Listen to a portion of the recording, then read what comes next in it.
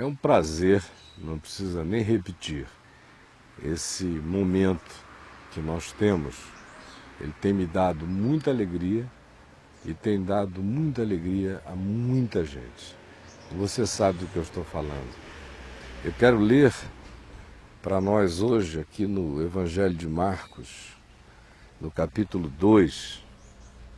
Preste atenção na leitura do Evangelho. Marcos 2, de 1 a 12. Dias depois, entrou Jesus de novo em Cafarnaum e logo correu que ele estava em casa. Muitos afluíram para ali, tantos que nem mesmo junto à porta eles achavam lugar, e Jesus anunciava-lhes a palavra. Alguns foram ter com Jesus conduzindo um paralítico levado por 4 homens. E não podendo aproximar-se de Jesus por causa da multidão, descobriram o telhado no lugar correspondente ao em que Jesus estava, e fazendo uma abertura no telhado, baixaram o leito em que jazia o doente. Vendo-lhes a fé, Jesus disse ao paralítico: Filho, os teus pecados estão perdoados. Mas alguns dos escribas, que eram os especialistas na lei, copistas da lei, dedicados ao estudo da lei, estavam assentados ali e arrazoavam em seus corações a respeito do que Jesus tinha acabado de dizer: Filho, os teus pecados estão perdoados. E o que é que eles arrazoavam nos seus corações? Por que fala ele deste modo? Isto é blasfêmia. Quem pode perdoar pecados senão um só, que é Deus? E Jesus, percebendo logo por seu espírito que eles assim arrazoavam, disse-lhes: Por que arrazoais sobre estas coisas em vossos corações? Qual é mais fácil? Dizer ao paralítico: Estão perdoados os teus pecados? Ou dizer: Levanta-te, toma o teu leito e anda? Ora, para que vocês saibam que o Filho do Homem tem sobre a terra autoridade para perdoar pecados, então ele disse ao paralítico: Eu te mando, levanta-te, toma o teu leito e vai para casa. Então ele se levantou e, no mesmo instante, tomando o leito, retirou-se à vista de todos, a ponto de se admirarem todos e darem glória a Deus, dizendo: Jamais vimos coisa assim. É interessante, o ambiente é a cidade de Cafarnaum, um lugar onde Jesus fez muitas curas, operou muitos milagres. Ela está até hoje incrustada, plantada à beira-mar do Mar da Galileia, ao norte do Mar da Galileia. E ali foi um lugar onde Jesus morou muito tempo, durante aqueles 3 anos e alguns meses de atividade pública. Cafarnaum era o lugar para onde ele retornava sempre. Também foram em Cafarnaum onde aconteceram os maiores e a maior quantidade de milagres registrados no Novo Testamento, nos Evangelhos, feitos por Jesus. E este aqui é interessante. Interessante por quê? Porque Jesus está numa casa, a multidão chega, se ajunta, já não cabe mais ninguém dentro, nem ninguém do lado de fora, mas havia umas pessoinhas que tinham um amigo paralítico, e eles estavam inconformados que aquele homem não fosse curado porque não pudesse chegar onde Jesus estava. Foi aí que eles decidiram ser completamente politicamente incorretos. Em qualquer lugar, cultura, tribo ou região do mundo, ninguém decide destelhar a casa do outro sem pedir licença. Mas foi o que eles fizeram. Eles simplesmente puseram o homem numa maca, enrolaram-no com cordas, a moçada subiu no telhado, ele ficou ali embaixo, alguns prontos para guiarem a subida, outros lá em cima, e eles não quiseram nem saber, destelharam a casa da pessoa onde Jesus estava falando. A casa não era de Jesus, era de um outro, e baixaram o homem exatamente no lugar onde Jesus estava. Eles foram destelhando assim, está aqui, está aqui, está aqui, aqui. Está bem aqui embaixo, bem aqui embaixo. Vamos tirar aqui. A telha saindo, todo mundo olhando. Jesus olhou para cima e eles baixaram aquele homem no leito, até ali.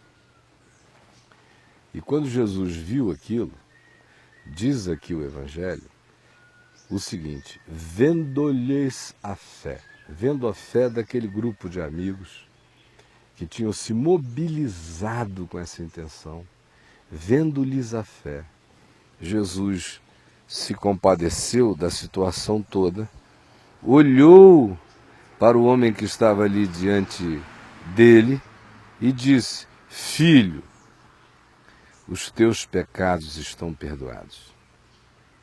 Aí, quando o perdão de pecados, quando a graça de Deus, o favor imerecido, a bondade livre, a orgia da misericórdia de Deus se manifesta perdoando o homem, na mesma hora a religião se interpõe.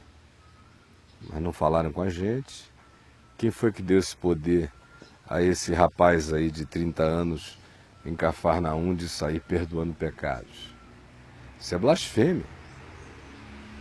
Se fosse pelo menos no dia do Yom Kippur, lá no templo de Jerusalém, e que o sumo sacerdote fizesse uma declaração dessa, ainda assim, o sumo sacerdote não a faria de modo particular, singular, específico, com endereço, com nome e CPF. Filho, estão perdoados os teus pecados. Era o que eles pensavam. Esse indivíduo, fazendo isso aí por conta própria, sem mais nem menos, uma bagunça louca dessa, destelharam a casa do homem, baixaram o doente, e ele vai logo dizendo: filho, estão perdoados os teus pecados? Isso é loucura, isso é maluquice, isso é blasfêmia, disseram eles. Aí Jesus disse: por que vocês são mauzinhos assim? Por que os pensamentos de vocês só podem pensar com essas categorias teológicas, doutrinárias, religiosas perversas? Por que ao invés de vocês celebrarem o fato de que chegou aqui um indivíduo todo amarrado, paralítico, entrevado, limitado, dependente de outros 24 horas por dia, por que ao invés de vocês celebrarem a libertação dele, a cura dele, o milagre que perdoa os pecados dele e faz com que a vida dele encontre paz, por que vocês, ao invés de se alegrarem com isso, ficam discutindo teologia? Por que vocês ficam querendo discutir doutrina? Aonde é que vocês foram parar? Vocês ficaram malucos? O que tem importância agora? São as letras da lei? São os poderes da religião? O que é importante agora? É a preservação disso que vocês chamam de sagrado? Ou, de fato, é o bem de Deus se manifestando, se realizando, se oferecendo e se expressando da maneira mais direta possível a este homem? O que vale mais? E aí eles ficaram ouvindo. Jesus disse: olha, por que vocês estão com essa conversa furada? Blasfema é a conversa de vocês, tola é a conversa de vocês, louca é ela. Eu pergunto a vocês, o que é mais difícil? Eu abrir aqui a minha boca e apenas dizer para este homem: filho, estão perdoados os teus pecados? Ou dizer a ele que é paralítico, está aqui no leito: levanta, toma o teu leito e anda. O que vocês acham mais difícil? Ora, do ponto de vista da religião, do ponto de vista da maior parte dos homens, o mais difícil é levantar o paralítico. O mais difícil é fazer com que o homem na cama, na maca, entrevado, possa agora se desentrevar, se liberar, ser libertado, ser desamarrado, pôr-se em pé, pegar a cama que o carregava e agora carregá-la para casa. Isto é que os homens acham que é o mais difícil. Os homens acham que o mais difícil é curar câncer. Os homens acham sempre que o mais difícil é curar a AIDS. Os homens sempre acham que o mais difícil é aquilo que, aos olhos deles, se manifeste de uma maneira bastante física e os assuste, porque seja algo que esteja para além da capacidade deles de realizar. E Jesus, sabendo desse paganismo humano, porque essa é uma mentalidadezinha muito pequena, essa que acha que mais difícil do que perdoar pecados é curar paralíticos. Mas por que Jesus sabe e sabia que a mentalidade era esta, que a inversão das coisas é essa, que a mente humana sempre pensa que o extraordinário é aquilo que possa significar algo meio mágico, totalmente inusitado, chocante? Ele pegou e usou dessas categorias. O que é mais difícil? Mais difícil é dizer: estão perdoados os teus pecados, ou curar o homem e mandá-lo para casa andando agora? Porque ele sabia que na cabeça das pessoas, assim como na sua cabecinha aí onde você está, o mais difícil é dizer: levanta, toma o teu leito e anda. O mais difícil é curar o doente, é ou não é? Não precisa nem pensar muito. Por que você acha que as reuniões, os cultos, as religiões, as seitas, os grupos, que passam o dia inteiro fazendo propaganda de cura, ou que convidam você para fazer parte de 7 terças-feiras de milagre, 31 dias de libertação, todas essas coisas prosperam, crescem, se amontoam de gente para todo lado? A resposta é esta. É porque você, tanto quanto todo mundo, acha que o difícil na vida é ficar curado de um probleminha na pele. Ah, missionário, meu problema na pele. Ai, pastor, ai, apóstolo, ai, fui curado. Ai. Essas bobaginhas que a gente vê na televisão, a maior parte delas frutos de sugestão, não se sustentam na semana seguinte. 99% dos testemunhos de cura são impactos emocionais momentâneos.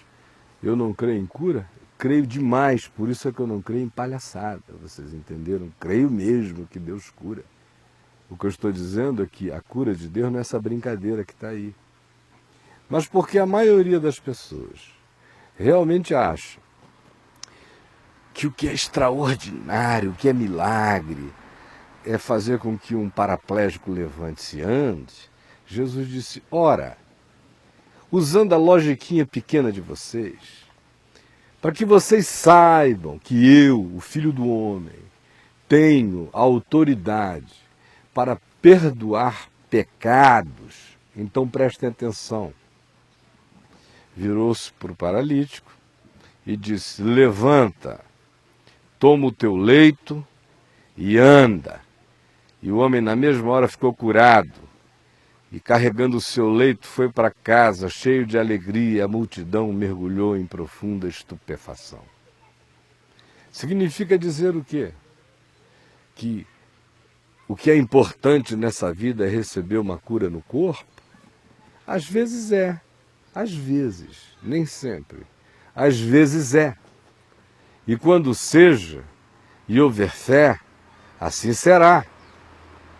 Mas Jesus usa esse argumento da cura física apenas para pegar a alavanca da convicção da crença pagã popular que acha que cura física é o máximo, e disse: já que é assim que vocês acham, já que vocês pensam que o difícil é abrir a boca e dizer a um homem doente: levanta, toma o teu leito e anda, e ele levantar-se, eu vou fazer assim agora, apenas e sobretudo, para que vocês saibam que eu tenho autoridade para perdoar pecados. E então disse ao homem: levanta, toma o teu leito e anda. Os milagres de Jesus, as realidades inusitadas que ele não operou num concurso de força para ver quem era o mais poderoso, como os religiosos falam. Eu já vi tanta coisa ridícula, já vi crente discutindo com budista, por exemplo, e dizendo quem Buda curou? Quem Buda curou? Buda já curou alguém? Buda curou alguém? Fez algum milagre? Ressuscitou dos mortos? Olha, o meu Jesus ressuscita dos mortos. É uma palhaçada, parece que puseram no vale tudo, os dois ali. Jesus não sobe nesse ringue. Jesus não está disputando com Buda, nem com Maomé, nem com Confúcio. Esses aí são homens bem intencionados, amantes do bem, que procuraram no seu lugar, na sua geografia, na sua geração, encontrar o que eles conseguiram de melhor para pacificar a vida, iluminar o pensamento. Apenas isto. Jesus não entra nesse rol, ele não entra nessa briga, não sobe nesse ringue. Ele, Jesus, é o Senhor dos senhores, é o Rei dos reis. Buda é um servo, Maomé é um servo. Eu fico com uma pena enorme de ver a religião querendo, é o cristianismozinho ali, brigando com o islamismozinho, com o budismozinho, fazendo de Jesus um ídolozinho, uma coisinha horrorosa, feia, nojenta. Jesus não tem nada a ver com isso, não. Ele não está nessa disputa. Ele não está mostrando quem é que tem mais poder. Ele é ele não tem que provar nada. Por isto é que ele simplesmente usa esse elemento pagão da convicção humana para dizer, já que vocês pensam que é assim, então olha só, como eu tenho o poder de perdoar pecados mesmo. Meu filho, levanta, toma o teu leito, vai para casa, anda. Porque a coisa toda tem a ver apenas e exclusivamente com uma realidade. A gente sofre de muitos males nesta vida. Tem gente que está me vendo aí sentindo dores. Dores nos ossos, dores musculares, dores ciáticas, problemas no fígado, problemas nos rins, problemas respiratórios, problemas emocionais graves, problemas muitas vezes de ordem neurológica atingindo o cérebro e as funções comportamentais. Outros estão atingidos por males diversos. São desde psicossomatizações que estouram na pele ou que se manifestam em órgãos de choque no corpo, até mesmo baixas imunológicas que permitem que o indivíduo seja penetrado por toda sorte de agressões virais ou de qualquer outro tipo. Além disso, existe também o fato inexcusável de que esse corpo é um corpo de morte, frágil, quebradiço, cansável, adoecível. Disto todos nós sabemos. Disto a vida dá testemunho todos os dias, a existência não nos deixa equivocados a esse respeito.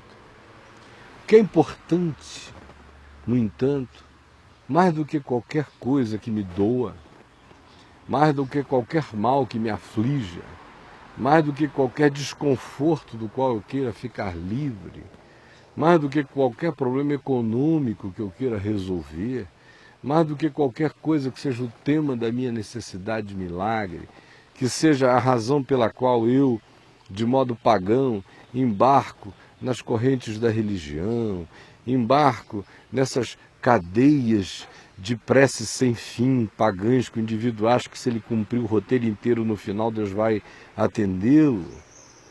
E é justamente por isso que você vem sendo explorado tanto tempo, é por causa dessa ideia pagã que está fixada em você e que é abusada, usada, manipulada contra você.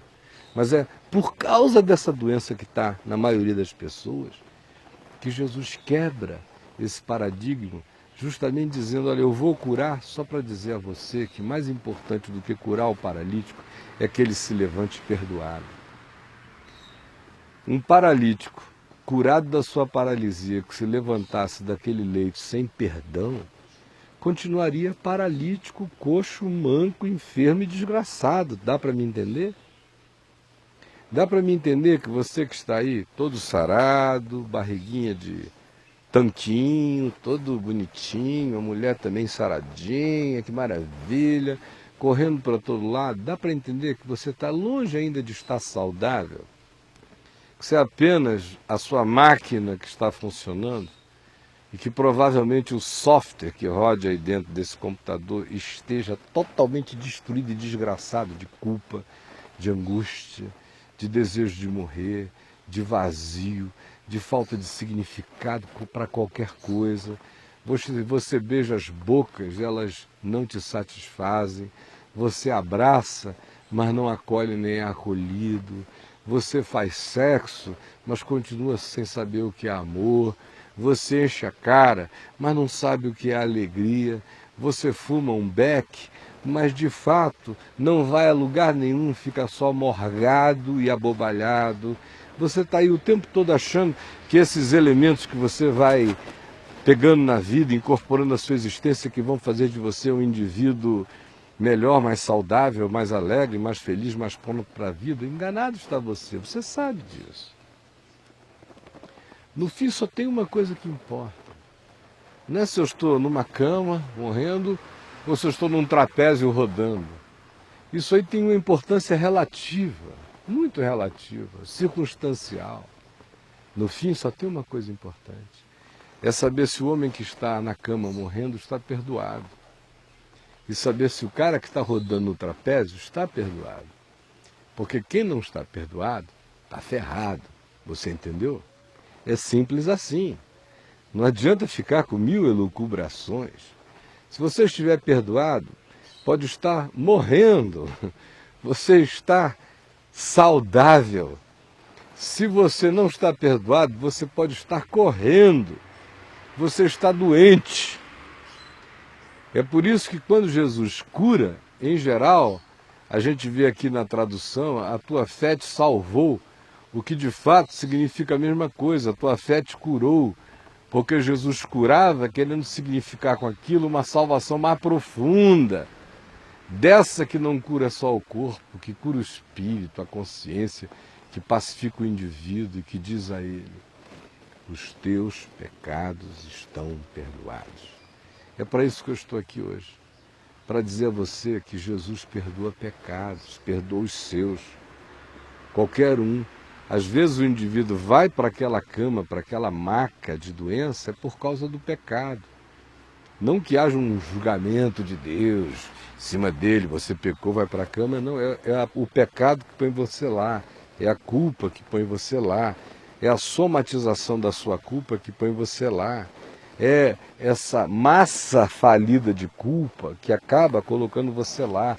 Isso é que se chama de somatização. Acontece na sua psique, na sua mente, vira carne, vira soma, vira corpo, vira doença.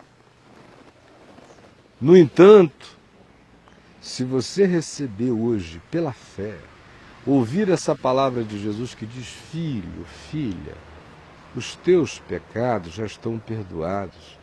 Eu já os levei na cruz, já não há mais débito para você se você crer. E se você quiser começar uma vida nova hoje, se você crer nisto, você vai saber o que é importante, com saúde ou sem saúde. Agora, muito provavelmente, pode ser que se o que gerou essa doença em você tenha sido culpa acumulada, pode significar que na hora em que você recebeu o perdão, se apropriar dele pela fé, saber que está tudo pago e consumado, quitado, você está livre, pode ser que os mecanismos que deflagraram esse processo, geraram essa enfermidade que virou carne em você, que se somatizou em você, esses mecanismos, uma vez quebrados, o sintoma desapareça como doença, como enfermidade. Eu quero convidar você a continuar ouvindo o Evangelho. Não tem fim, é para sempre. Por isso eu convido a você a ir ao meu site, o www.caiofabio.com. Vá lá e leia, ouça a rádio, ou então também clique na Vem Ver TV. E você entra de graça, se registra com o seu nome, e-mail, dados simples, envia, você já está autorizado a entrar e assiste 24 horas do que eu estou falando aqui e muito mais. Quem está indo lá sabe o benefício que está recebendo. Eu, no entanto, quero convidar você para estar comigo daqui a pouco, no Teatro La Salle, na 906 Sul, às 19 horas. Venha, traga os seus amigos, venha com alegria, venha ouvir o Evangelho. E também toda quarta-feira eu convido você para estar comigo na QI 13, Conjunto 2, Casa 5, na Tenda do Caminho. Você está vendo imagens de ambas as coisas, do La Salle e da Tenda do Caminho. Na Tenda do Caminho é quarta-feira às 20 horas. Venha e tome cuidado com o seguinte, é uma rua simples, pequena, residencial. Não entre parando seu carro, procure parar mais distante, venha a pé, chegue com calma e não pare na frente da garagem de ninguém, tá bom? Eu aguardo você domingo ou quarta-feira e aguardo você agora.